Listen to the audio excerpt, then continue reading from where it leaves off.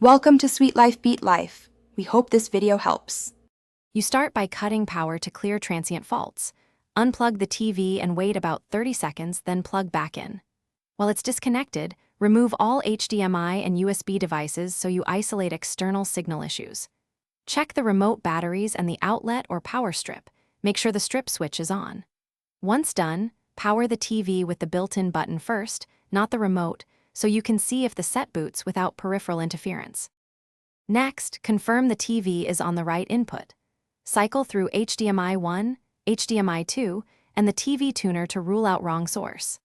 If the screen stays black, swap the HDMI cable and try another HDMI port. Cheap cables or HDCP mismatches often cause blank output. If hardware appears fine, boot into safe mode or the Android recovery menu to check whether an app or system UI crashed. Use on-screen prompts to reboot or clear cache. This fixes many software-level black screens. To finish, perform a factory reset from settings or via the recovery menu if the black screen continues. This removes corrupted settings or apps. After reset, test by casting from your phone or playing a USB video to confirm the display and video decoding chain work.